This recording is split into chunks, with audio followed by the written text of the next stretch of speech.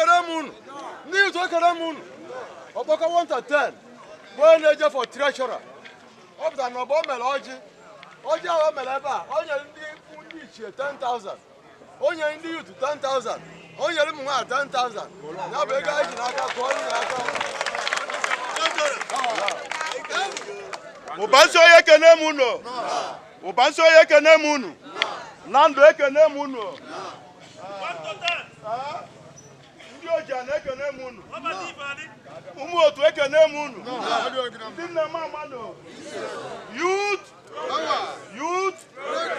Asị na anala ofu onye olu azụ ọbụla olu niile. Asị m nọ taịmụ Ubanso Yodiba.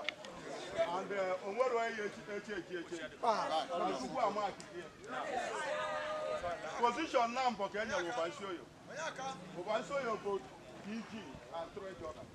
And by special grace of God, I either will not hear no.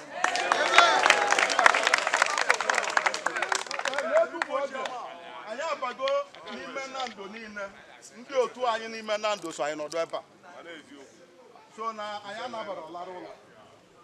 So anyị wee bịa na-agwa ndị nne anyị na ndị nna anyị ma ụmụnne anyị na onwe dịka ibe mere n'Ubanso Yo dịka ọnwa bụ nwaanyị udude bụ nwaanyị etu n'Ubanso Yo ji kwuo okwu mbọsị izu etu ahụ ka ọ dị o nwere otu bụ otu ọnwa o nwere otu bụ otu udude ọ bụ na ezọchọ iche Ubanso Yo wuwu iji ekebe ọlụ onye ọbụla abụghị otu Ubanso Yo enweta ọlụ onye ọbụla bụ nwaanyị enweta ọlụ wee na-ayị Ubanso Yo sị ka anyị wee n'ovu obi wee jebe na nkwọ mbọsị ahụ na Jenụwarị 5th.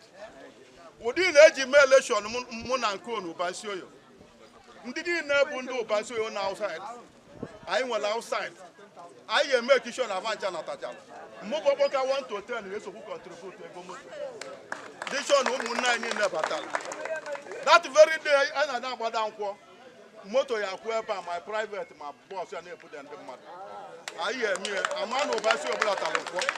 Onye nwere ese na enwere ike mgbada nkwọ.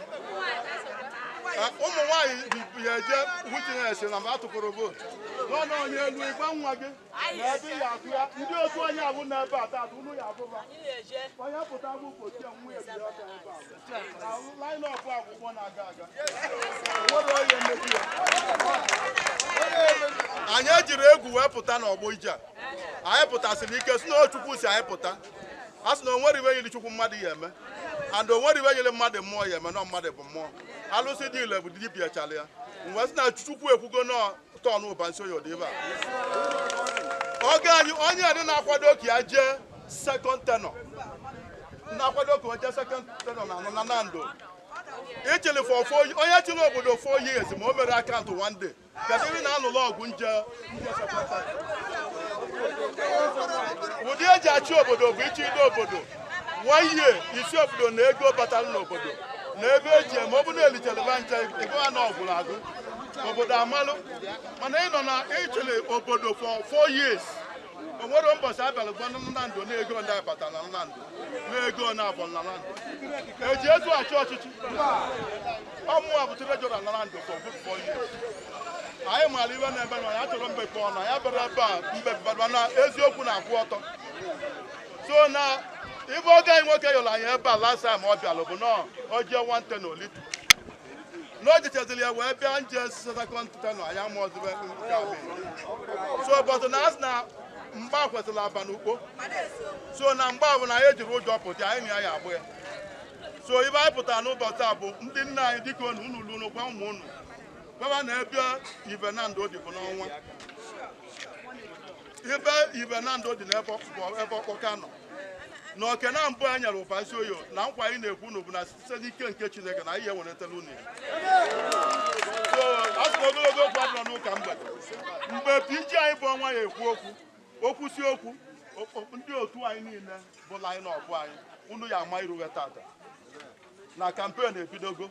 Unu pụta mbọsị a na-akwụ onye unu buru iru ozu na onye unu buru ndị na-apụtala ebe a tata bụ ebe a ukwu ụzọ dị maka na ndị na-eme ezigbo ibe na Nando ka anyị dute onye ọbụla nwere ụdị anyị na ya na-emekọrọ ibe so ụgbọ akwụkwọ na-aga aga Ubanso Yo ekene m unu Ubanso Yo ekene m unu ndị nne m amanụ youth